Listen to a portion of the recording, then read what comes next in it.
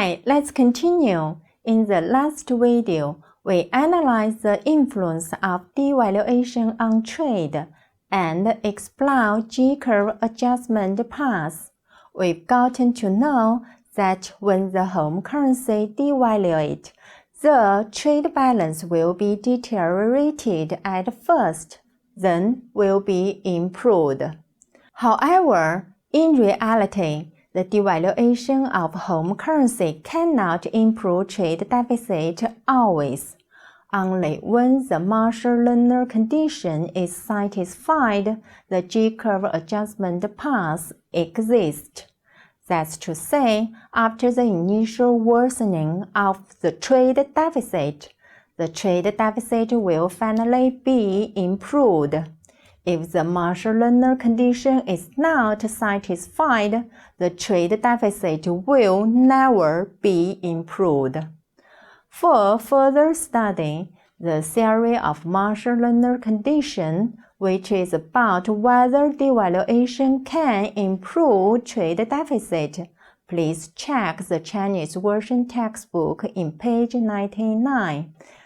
The derivative of Marshall-Lerner condition starts from the equation of a country's trade balance, which can be expressed in home currency as follows, shown on the screen. Current account equals price of export goods multiply quantity of exports minus spot rate multiply price of import goods in foreign exchange multiply quantity of import goods equals export income minus spot rate multiply import expenditure. Here, PX refers to export goods price. It is in home currency. QX refers to the export goods quantity. PMF refers to the import goods price in foreign currency. QM refers to import goods quantity. X refers to export income. It is equal to quantity of export multiply price of export in home currency. M refers to import expenditure, which equals to quantity of import multiply price of import in foreign currency. S refers to spot rate. It is in direct quotation.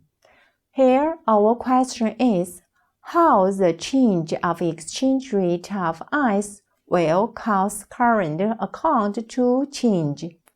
We suppose the current account is in balance before the spot rate changes.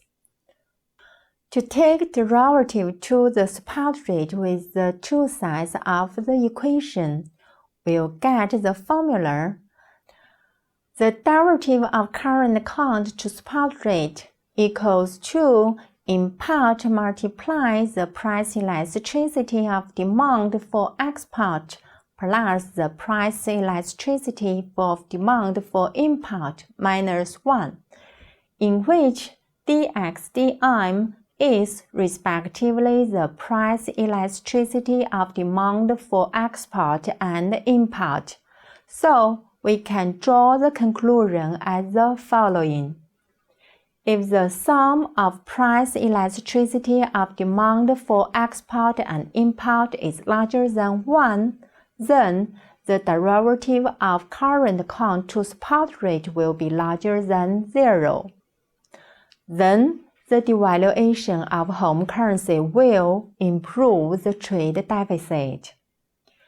If the sum of the price elasticity of demand for export and import equals 1, then the derivative of current account to spot rate will be equal to 0. Then the devaluation of home currency won't change the trade deficit. If the sum of price elasticity of demand for export and import less than 1, then derivative of current account to spot rate will be smaller than 0. That means the devaluation of home currency will worsen the trade deficit.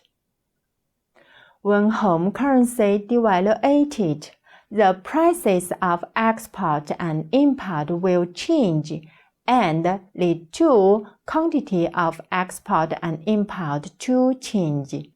The change of the price of the export and import will decrease the foreign exchange rate income, while the change of quantity of export and import will increase the foreign exchange income. Only when the Marshall-Lerner condition is satisfied, change of quantity will be more than price of export and import, and the trade deficit will be improved. In this video, we studied under what condition that the devaluation of home currency can improve trade deficit. The conclusion is that only when the Marshall-Lerner condition is satisfied, that's to say, the sum of price elasticity of demand for export and import is larger than 1, then the trade deficit will be improved. That's all for the section. Thank you.